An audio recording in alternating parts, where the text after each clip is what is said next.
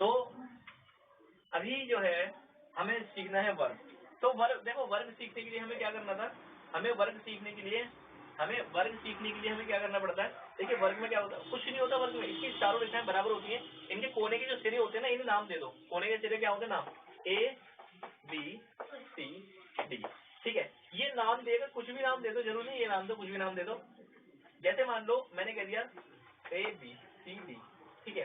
अब इसकी जो रेखा है इसे ए मान लो।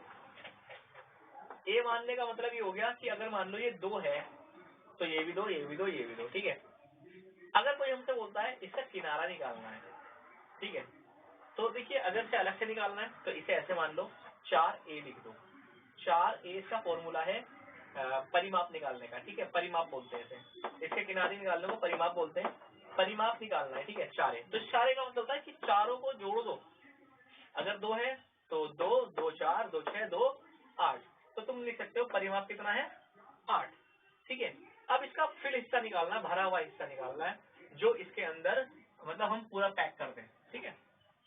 तो वो निकालने के लिए हमें क्या करना पड़ेगा, क्षेत्रफल निकालना पड़ेगा। और क्षेत्रफल का फॉर्मूला होता है इसमें लंबाई गुणा चौड़ाई। अब इसमें लंबाई गुणा चौड़ाई निकाल दो, या तुम ऐसे इस पे स्क्वायर लगा दो, एक ही बात है, ठीक है।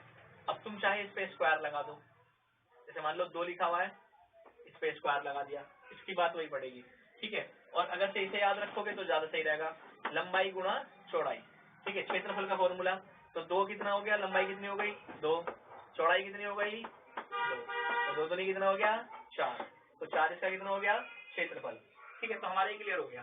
तो इसमें अभी फिलहाल में ये समझ लो, अगर से इसका विकर्ण वगैरह ये सारी चीजें बताई जाएंगी, किसका विकर्ण होता है, तो ये 90 डिग्री है, तो इसके सामने वाली भुजा कितनी होगी, इसकी ये वाली भुजा कितनी आएगी, ये 2 है, ये 2 है, तो ये कितना आएगा, ठीक है। तो ये सारी चीजें ना A to Z बताई जाएंगी और आप लोगों को बहुत अच्छे से समझना पड़ेगा।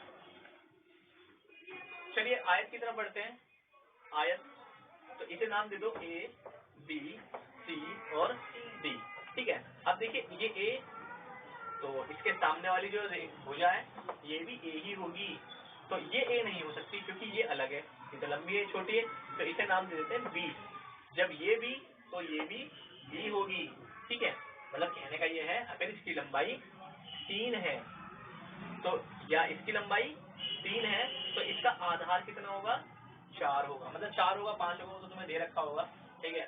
तो तुम्हें क्या समझना है कि इसका परिमाप निकालने के लिए इसका फॉर्मूला क्या, वही वाला फॉर्मूला चलेगा जो मैंने पहले बताया था, कौन सा, लंबाई गुणा चौड़ाई, लंबाई ब्रेथ, तो लिखते गुणा ये क्षेत्रफल का फॉर्मूला है, ठीक है। और परिमाप का फॉर्मूला है 2 गुणा L प्लस B ब्रैकेट बंद, ये इसका फॉर्मूला है भाई परिमाप का, ठीक है, क्षेत्रफल का फॉर्मूला है, ठीक है। तो अब कैसे करोगे, देखिए 2 का तो 2 लिखिए ब्रैकेट, और लंबाई की जगह कितनी है 3 प्लस बोलिए 4 ब्रैकेट बंद, ठीक है। अच्छा ये दोनों को हल करिए, कितना हो गया 7 मल्टीप्लाई 2, 7 दूनी 14 और परिमाप आ गया हमारा 14, ठीक है।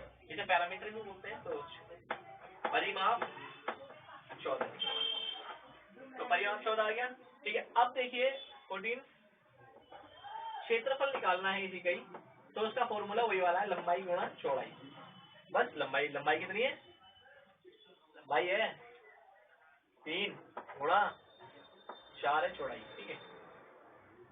तो गुणा कर दो 4 दिया 12, तो क्षेत्रफल कितना हो गया बोलो 12।